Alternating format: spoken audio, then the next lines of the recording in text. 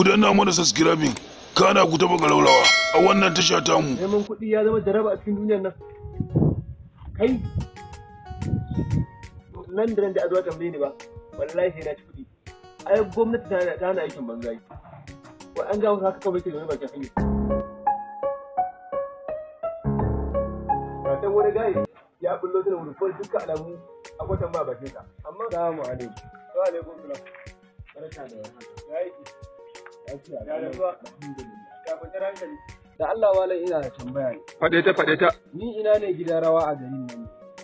Ni shekaran jiya na shigo garin nan ina son dan dansa amma ban samu gidan rawa ba. Wallahi ta samu. Dama na ce muku duk tambayar da aka mai Qur'ani sai na biya ta. Kuma wallahi kai ba ka san gwamnati ta haɗa aikin banza ko. To masha Allah. Amma ka na rantsa da Allah daga ganin ka mutumin kirki ne. Ai in dai zaka kai ni kulau to wallahi ba abun da ba zan iya ba. To amma da tunku da motsa ai ko?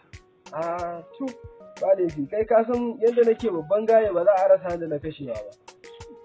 Ni in dai za ka nuna min gidan rawa wallahi ko nawa kake bukata zan baka. Idan kai nan wancan kwanan da nake hangowa na ganta 1000. 1000 aka bada. Yawwa na ga maka 1000 ko? Kwana ta biyun nan wancan kwanan da nake gani ne kusa da wata farar tinkiya ba. Yawwa ita kudin ka 2000. Ban gane kudi na 2000 ba. Yawwa ta ukun nan kana shan ta kudin ka 3000. Malam ni ma fa tsohon dan iska ne fa. Ai baka sani ba. To ko a kulab din ma ba na samun irin wannan kudi. Ɗan iska mu biyu ne ina duba ɗaya ne saboda ɗan yazo alƙur'anin Allah har kayan jikin ka ba su shiga ba. Ka amana tuwa rera bi wa wallahi. Wallahi ka kusa ni hayya kai ba dan Daudu bane kuwa. Ba ga alamu na ba. Ni kuma gaddara ta ke. Madadin na zo gari Allah ya hada da mutumin kirki ne da jallabiya. A'a kamar yadda na ma alkawari zan baka to zan baka saboda ni ba mutumin banza irin ka bane. Gashi. Kwana ta farko kenan. Ban gane kwana ta farko ba.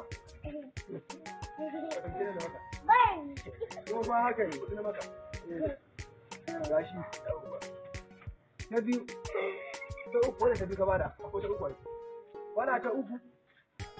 To malam to bana kira. Malam lafiya? Asan Allah. Kwatance kana in ba kai kai ba san kware.